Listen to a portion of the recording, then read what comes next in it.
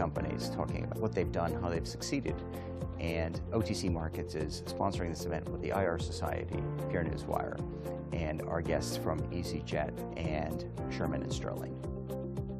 So the format today is going to be a brief introduction. Mark Hines from PR Newswire is going to present a paper about his study on transatlantic information flows and the importance of news getting exported to the U.S. We'll have some discussion and key questions, followed by some questions and answers from our corporate audience who are interested in addressing the U.S. markets, getting good, transparent information to the market so investors can buy their shares.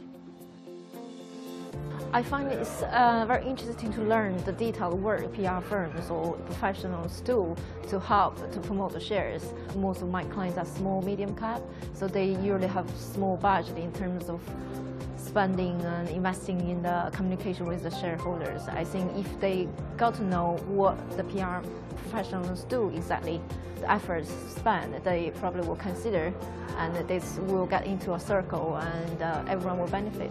So it's interesting to see that companies such as EasyJet can make it seem quite easy, and it is really easy. The content of what these companies are sending out to UK markets and to the US is essentially the same. There's no additional work. They don't need to Americanize their message.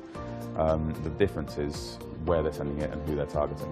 So I think the highlights of the event were really, the questions that came out and some of the responses around getting issuers to feel more comfortable that they can access the U.S. market, that there are ways to do it that don't require a lot of time and effort, that the legal and regulatory environment in the States has changed such that there's a lot less to worry about in terms of litigation risk and saying or doing the wrong thing. And I think, as we continue to drive that message, I think issuers are going to have a lot more comfort and a lot more desire to find the means necessary to grow their investor base in the U.S. and be able to do it in a much more efficient manner.